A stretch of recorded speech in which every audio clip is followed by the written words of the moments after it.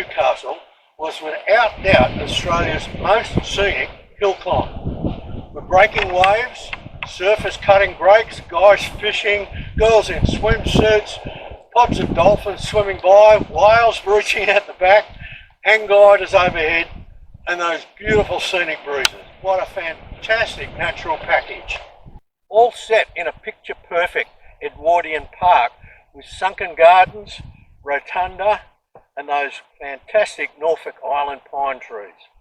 Little wonder when Sir Jack Brabham raced here in the 1950s, he called it one of the best hill climbs in Australia.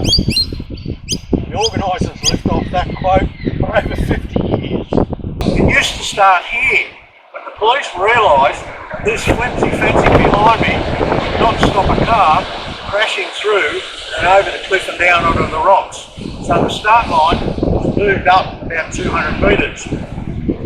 In 2001, just days before the shortened event, a 20-tonne rock fell from the cliffs up here and landed right where the cars used to line up at the original start.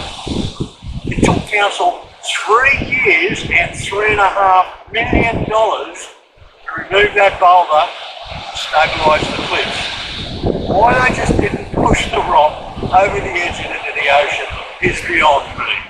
Behind me and on my left is a rock swimming pool that was carved out of the rock by convicts decades ago called the Bogey Hole.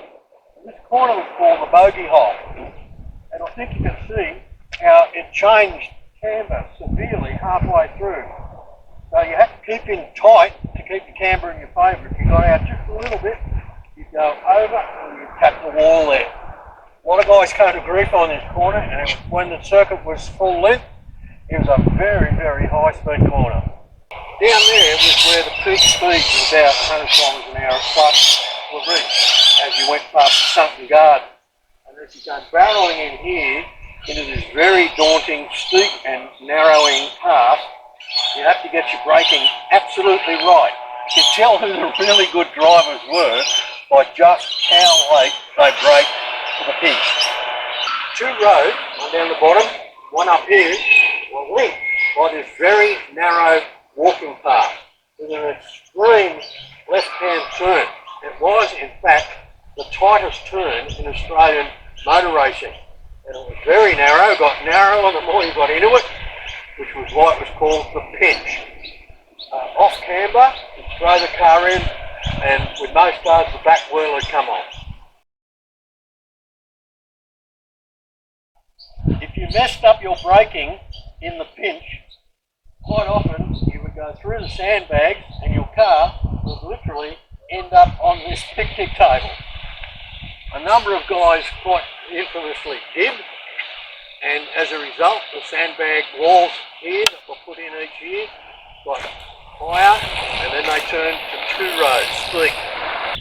Since the 1960s, the New South Wales Police have a policy against temporary street car race circuits, unless the government says otherwise, like what happened with supercars here.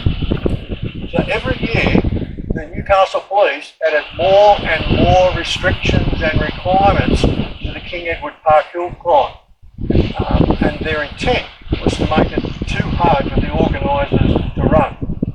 When the council wanted to link Bathers Way down near the city with a new elevated walkway that went along the edge of the cliffs and over to Merriweather, they decided that they'd take back the pinch as a walking track and make it the permanent link.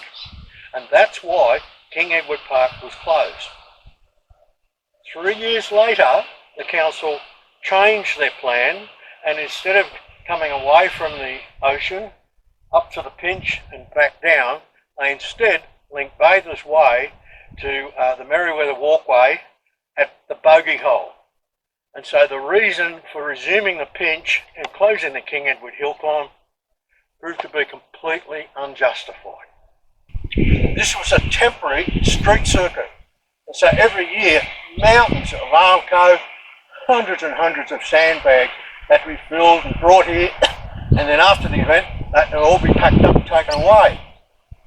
The setup and the takedown was mainly done by the MG Car Club's retirees, Dad's army.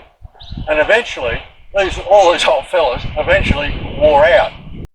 This place was Australia's longest continuously running motorsport facility from 1951 until when it closed in 2015. This is where the finish line used to be. In about 2013, I did something really daring. Onboard cameras were just coming into fashion, and I got a GoPro and I stuck it on a piece of steel tube that was 3 metres long and hung it off my car. I snuck it past the scrutineers. I argued the case that it was only a one at a car time event and so I couldn't damage anybody, and then I raced up the hill with it, with the car out the side and up the top and so forth.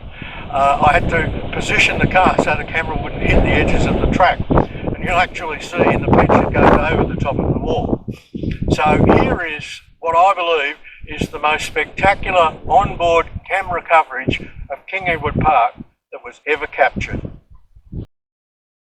You will find the detailed history of 150 defunct car racing venues in my new book, Birthplaces of Australian Motor Racing.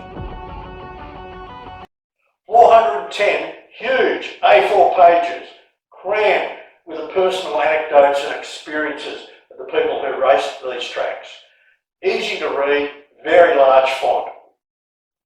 The most comprehensive and lavishly colour illustrated work on this subject ever.